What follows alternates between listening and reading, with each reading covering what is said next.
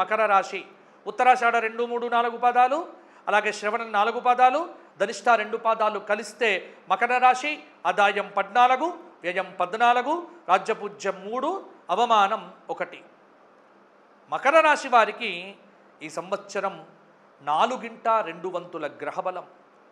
గురుయోగం కారణంగా ఈ ఏడాది ముఖ్యమైన పనులు ప్రారంభం చేస్తారు. ఏలిన నాటి శని దోషం నడుస్తున్నప్పటికీ కూడా కొంత ఇతర గ్రహయోగాల కారణంగా మేలు జరుగుతుంది. సెప్టెంబర్ తర్వాత మకర రాశి వారికి మంచి సమయము. కొంత వృధా ప్రయాణాలు చేయకండి, ఆరోగ్యాన్ని కాపాడుకోండి, బాగుంటుంది. క్రోధినామ సంవత్సరం మకర రాశి వారికి ఖచ్చితంగా కొంత మేర బాగుంటుందని మాత్రం చెప్పగలను. విద్యార్థులు తీవ్రమైన కృషి చేయండి. నిరుద్యోగులు బాగా ప్రయత్నం చేస్తే ఉద్యోగం కలిసి వస్తుంది. పెళ్లిళ్ళు కావటానికి కూడా కొంతమేర అనుకూలత కనిపిస్తూ ఉన్నది.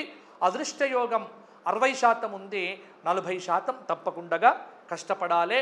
శనివార నియమాలు పాటించండి, శివాభిషేకాలు చేయించుకోండి, జ్యోతిర్లింగ క్షేత్రాలు దర్శించుకోండి.